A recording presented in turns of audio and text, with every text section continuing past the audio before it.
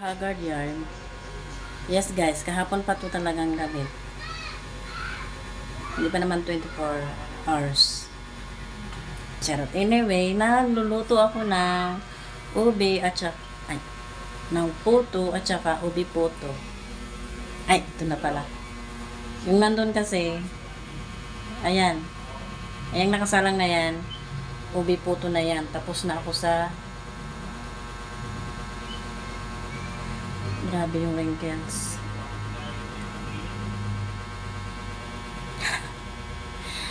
Yung nakasalang doon ay last batch ng puto. Kunti lang ang ginawa ko kasi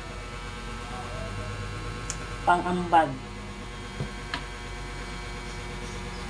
Pang-ambag naming dalawa.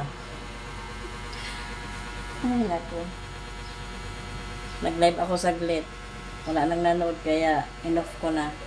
Salamat sa bagong subscriber. Sana huwag niyong bawiin yan ha. Wala nang bawian yan.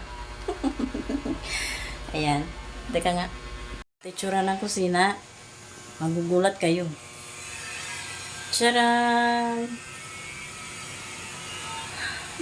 Dito pa sa baba. Tcharan! Mangga. Ayun, hinandwash ko yun mga andis. Pero kaninang umaga, umulan. Pero babanlawan ko yan. Ayan, mangga. Yan na lang natira. Hindi ko kayo mamaya kung para saan ang photo na to, kung saan namin iaambag. Charot. Ay, maliligo pa ba ako nito?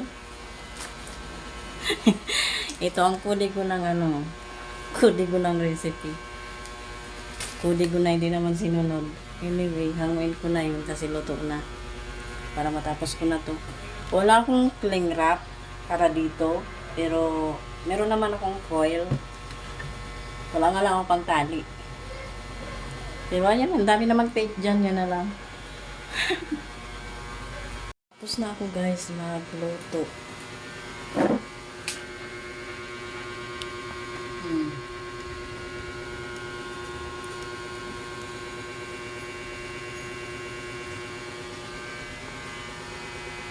Bangon yan.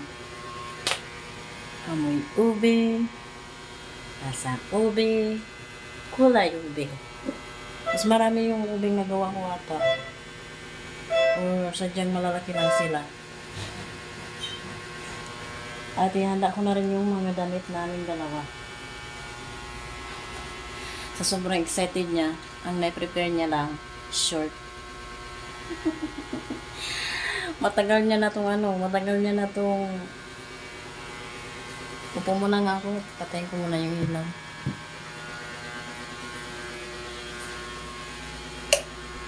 Matagal niya ng pangarap ang mag-swimming.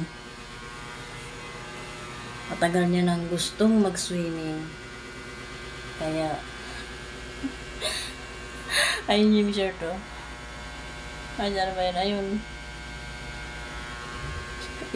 Yun ang prepare niya kanina bago pumasok. Yun agad hinablot niya. Anyway, yun nga, prepare ko muna yung isusuot namin. Susuot niya. Susuot ko. Hindi ko alam kung mag-swimming din ako. Yun na guys, ang asawa ko. And, andito na rin yung na packaging ko na. And yung dadalhin na mga damit. Hindi ako sigurado kung makakapag-swimming ako, kaya naligo na ako. Pero may may nakapatong. So, see you guys doon sa swimming.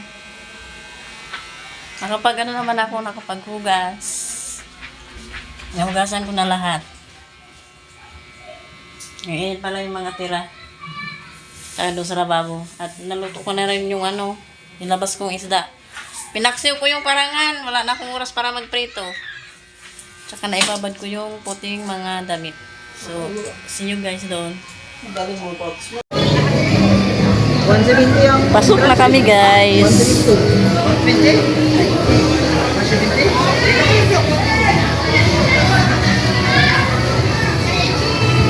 Ito yung table nila. Ayun na yung photo. Yan.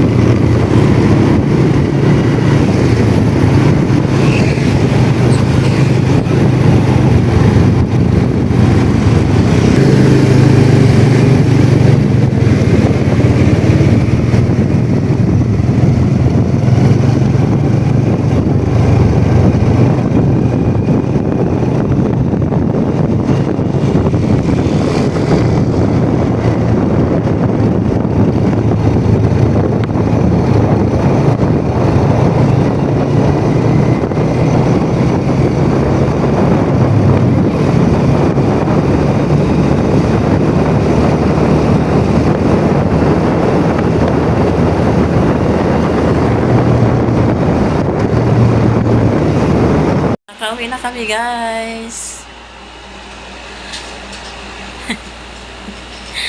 Pagoda. Hindi naman siya, hindi naman siya gumiwang-giwang pauwi. Ang purpose niya, kaya niya ako sinama para makontrol daw ang kanyang pag-inom at nakontrol niya naman.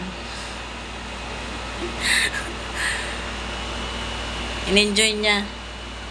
Sana ma-enjoy nyo rin. Yun lang, guys. Antok na ako. Mati na ang mata ko. Hindi ako naligo. Nakalatag na ako.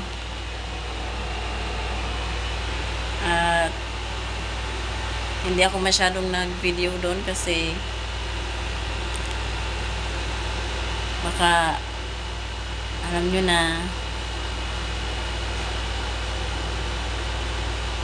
Anyway, may natirang photo. Ewan ko kung inuwi nila yun. Nagustuhan naman nila. So,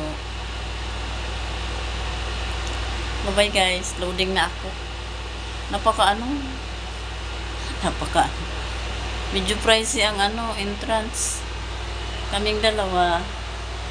340 ang binayaran ni Mr. Oh, 340. Dalawa kami. Hindi ako naligo. Kasi nga, di ba naligo ako bago umalis. At saka, maligamgam yung tubig ng pool. Tapos pag ahon mo, malamig. Tapos kung babasahin ko pa ito, ay nako. Ng oras pa magpatuyo. Anyway, bye-bye na.